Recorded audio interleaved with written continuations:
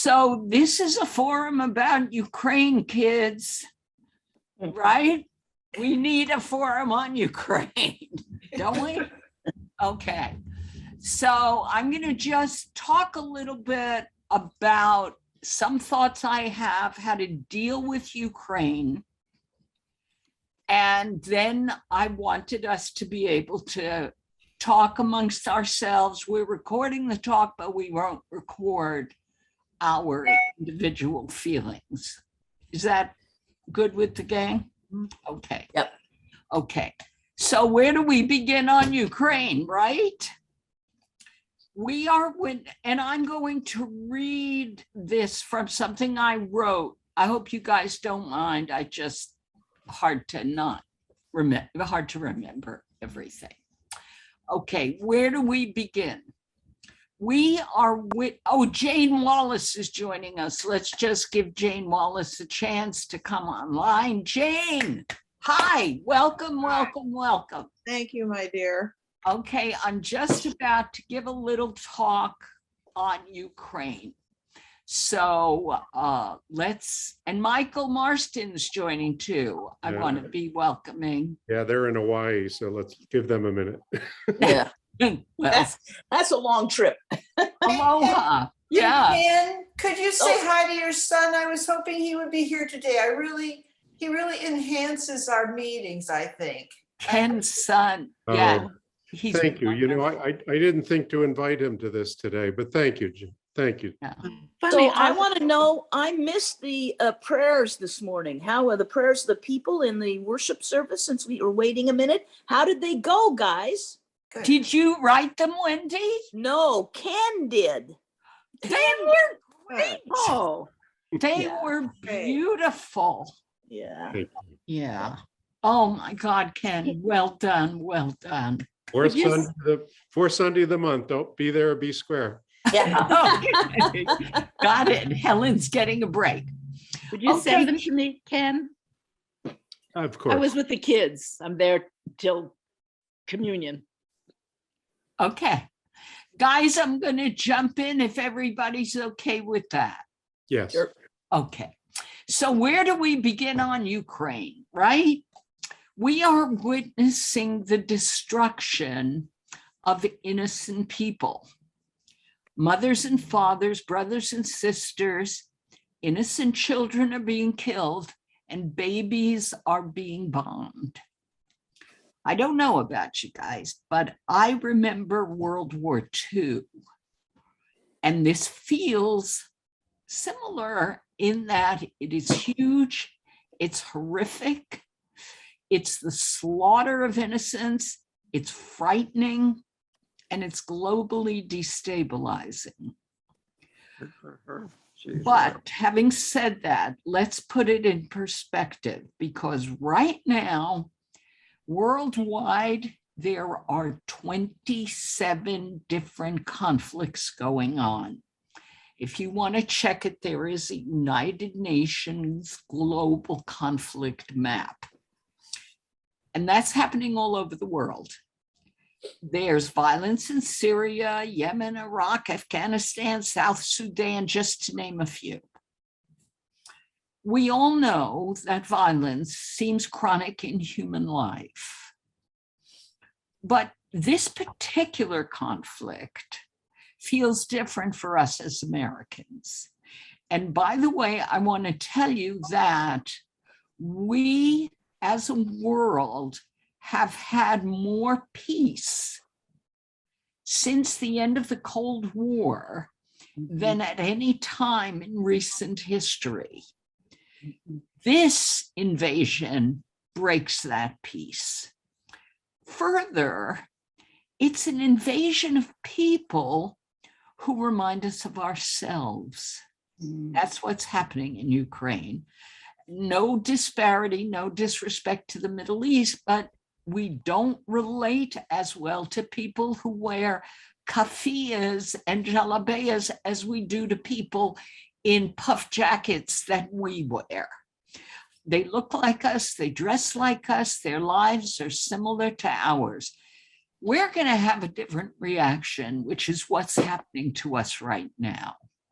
Also, Europeans have ties with us that are cultural, economic, historical. We can't look away because it's cutting so close to home. Mhm. What we're actually witnessing, folks, in my view, and please feel free to disagree during our talk, feels like a crucifixion, and we can't stop it physically. So what happens when we cannot stop this kind of crucifixion? We have to prepare our inner emotional landscape, our inner emotional muscles to be able to live with it. Now, the first step in that preparation is to understand exactly what we're dealing with and name it. Nola, in her brilliant conscious parenting class, talked about naming emotions, the importance of it. So true. We name it to tame it. What we're actually dealing with is an unusual kind of grief. We're not used to it. It's called ambiguous grief. So what exactly is ambiguous grief? It's a grief that has no closure and that is accompanied by another complicated set of emotions like powerlessness. Ambiguous grief comes up, for example, when our husband or wife or parents suddenly are lost to dementia, or losing a child or another loved one to mental illness. When the relationship we knew dies, but the person is still alive, the feeling of that, the sorrow of that is ambiguous grief. So, unlike simple sorrow, ambiguous grief is complex sorrow. It's often accompanied with anger, with feelings of helplessness, with fear, with powerlessness. But here's the flip side. Because ambiguous grief is complex, it has a great value to us. It has benefit.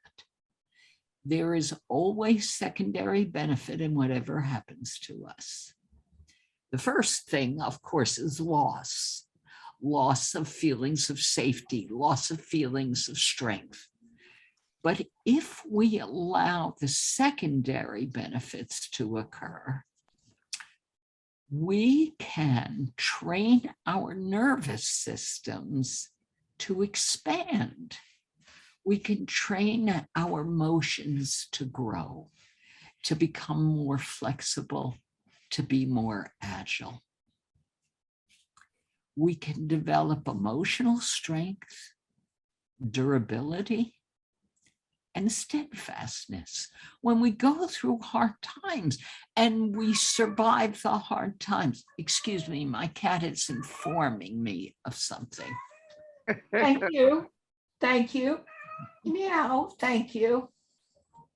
Yeah, he lets me know whenever he uses his litter box. I don't know. What can I tell you? Anyway, when we train our systems to tolerate, to experience, to respect complex emotion, ambiguous grief, powerlessness, helplessness, we actually gain emotional confidence. We trust ourselves then that we can deal with the stuff that we don't want to have to deal with, but we deal with it anyway. And I know that every person in this group has dealt with that. Our confidence grows. When our emotional confidence grows, something unusual happens, and it happens, you can call it the Holy Spirit. It happens almost automatically. We then one day look around and feel transformed. Transformed. We've been through the fire. We've been through the pain. We're still alive. We're still breathing. So when our emotional system, our nervous system is tuned up, and that's actually what happens, there's a click. I'm calling it a click. And for other people, it could be a softer thing. But suddenly we look at ourselves and we think, I'm not the person I was before this all happened. Something's changed. And that change can be transformation. And it can be a profound transformation. What I'm actually talking about is that we transform from using only our minds to a deeper experience. And that deeper experience, and I'm quoting for the group, John Philip Newell, who is a minister in the Scottish Church. He's the former warden at the Abbey in Iona. That is called deep knowing. Deep knowing. Michael, you like that? Yes. Deep knowing. It links the mind to the heart. So what actually happens in deep knowing is, and I'm going to quote Nola again, sensation, sensation, sensation. Deep knowing is actually a feeling of fullness in the body. It's a feeling of completeness, of wholeness. It's a feeling of being in sync with God and creation. I know each of you have felt this. I know in your being this has happened to each of you. It's a human experience where you suddenly feel deeply at peace. And you know that whether you're in the right place, you're doing the right thing, something has happened to give you a sense of fulfillment, of deep knowing. So when we live, and we can practice deep knowing, we can conjure it, we can consciously link our minds to our hearts. This wholeness, this fullness becomes a sense of internal warmth and love. It changes everything. It changes us. It transforms us so we think not just with our minds. We see, but not just with our eyes. We feel in a wholehearted way of loving connection. We are witnessing a crucifixion in Ukraine. So whether it's Russian missiles or a Roman cross, it's not just Ukraine being crucified. We are being crucified along with it. That's why we feel so much pain about it. And that's why it's so heart-wrenching. If we have compassion, if we care, we are witnessing our own crucifixion. But we have to find a path for transformation in the crucifixion. We have to move from simple sorrow to ambiguous grief, from simple knowing to deep knowing. The deep knowing and the strength that comes from that may be what Paul must have felt when he said, we are afflicted in every way, but we are not crushed. We are perplexed, but not driven to despair. We are persecuted, but not forsaken. I find Paul's words to be incredibly helpful during this time. It gives us the backbone we need and the soft heart and the deep knowing we need to. I find it's a roadmap through this. Paul took pain and suffering as way and transformed himself from the bigot Saul of Tarsus to the conscience and heart of a new church, a new way of being.